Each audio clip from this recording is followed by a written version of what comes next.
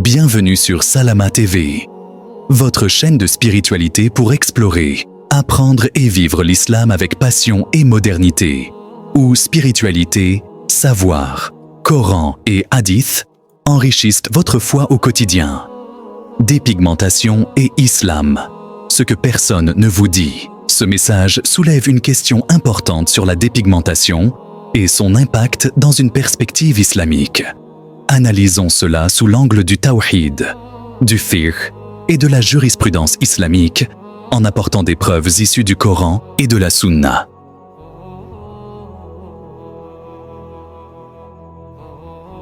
Numéro 1. La création d'Allah est parfaite et ne doit pas être changée. L'islam enseigne que la création d'Allah, subhanahu wa ta'ala, est parfaite et qu'il n'est pas permis de la modifier sans nécessité légitime. Coran, Sourate Ar-Rum, Sourate 30, verset 30. Dirige tout ton être vers la religion exclusivement pour Allah. Telle est la nature qu'Allah a originellement donnée aux hommes. Pas de changement à la création d'Allah. Hadith, rapporté par Al-Bukhari et Muslim. Le prophète, paix et bénédiction sur lui, a maudit ceux qui changent la création d'Allah. Qu'Allah maudisse celles qui tatouent et celles qui se font tatouer, celles qui épilent tes sourcils et celles qui se font dépiler, celles qui se font limer les dents pour paraître plus belles en changeant la création d'Allah. Explication. La dépigmentation de la peau entre dans ce changement interdit de la création d'Allah, car elle vise à modifier l'apparence naturelle qu'il nous a donnée. Numéro 2. L'impureté des produits de dépigmentation. La plupart des crèmes de dépigmentation contiennent des produits chimiques nocifs. Mercure, hydroquinone, corticoïdes, voire impurs. Principe en fiqh. Ce qui nuit au corps est interdit. Le prophète a dit, il n'y a pas de nuisance ni à soi-même ni aux autres. Hadith Hassan, rapporté par Ibn Majah et Ahmad. Conséquence. Si une chose cause du tort au corps, elle est considérée comme haram, illicite. Or, la dépigmentation cause des maladies cutanées graves, des infections et même des cancers de la peau.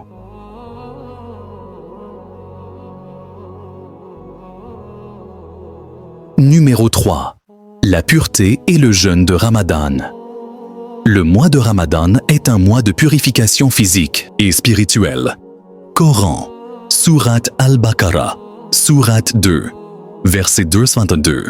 Certes, Allah aime ceux qui se repentent et il aime ceux qui se purifient. Implication. Si une femme utilise des produits impurs et nuisibles pour sa peau, cela peut affecter la pureté de son corps pendant l'adoration. Règle du fiqh.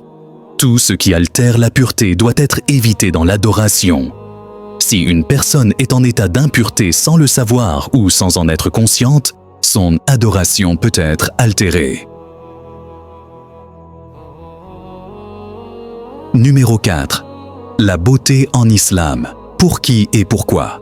L'intention derrière l'acte de dépigmentation est aussi un point clé.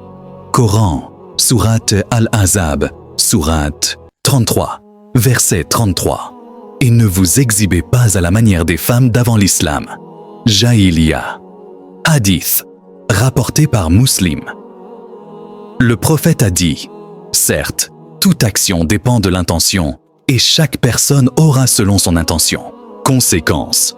Si une femme se dépigmente pour plaire aux hommes ou pour suivre les standards de beauté de la société, cela est une tentation et un piège du shaitan. Coran, Sourate An-Nisa, Sourate 4, verset 119. Allah parle des ruses de shaitan qui dit « Je leur commanderai et ils changeront la création d'Allah ». Wandi numéro 5. La dépigmentation et la fornication. Al-Zina. Certaines femmes utilisent la dépigmentation comme un moyen d'attirer les regards, ce qui peut les conduire au zina. Coran, Sourate Al-Isra, Sourate 17, verset 32. et n'approchez point la fornication. En vérité, c'est une turpitude et quel mauvais chemin. Hadith, rapporté par Al-Bukhari et Muslim. Le prophète a dit, « Il a été écrit pour chaque fils d'Adam sa part de fornication. Les yeux forniquent et leur fornication est le regard. Les mains forniquent et leur fornication est le toucher, les pieds forniquent et leur fornication est de marcher vers ce qui est interdit. » Explication. La dépigmentation peut être un facteur menant au péché, car elle peut pousser certaines femmes à s'exposer et attirer des hommes en dehors du cadre halal.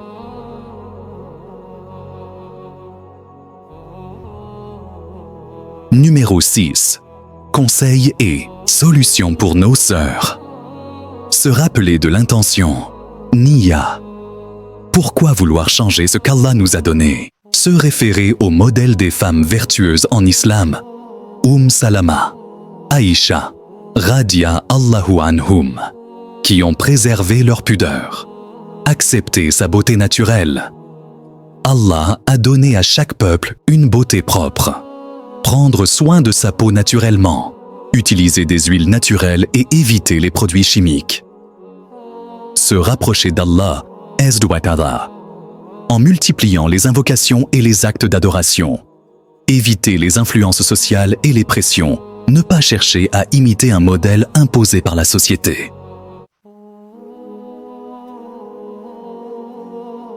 Conclusion.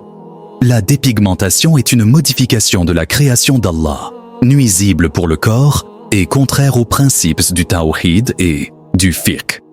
Elle est haram lorsqu'elle est faite pour des raisons de beauté et qu'elle entraîne des effets nocifs sur la santé.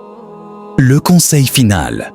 Mes chères sœurs, revenons à l'islam authentique et acceptons la beauté qu'Allah nous a donnée. La véritable beauté est celle du cœur et de la foi.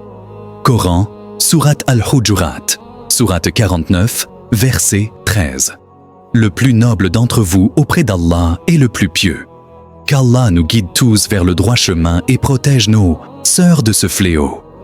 À noter, il faut savoir qu'après le décès de la personne qui s'est dépigmentée, son corps reprend son teint initial. Allah n'a pas fait la création pour des futilités. C'est la fin de cette leçon. Restez connectés. Pour la prochaine vidéo, ne manquez pas les trésors de savoir et de spiritualité. Abonnez-vous dès maintenant à Salama TV, votre chaîne dédiée aux rappels islamiques, invocations puissantes et enseignements inspirants.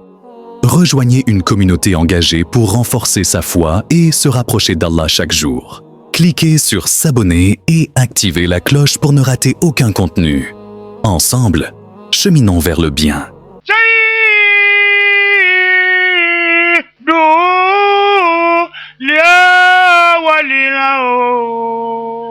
ولا كرنا محمد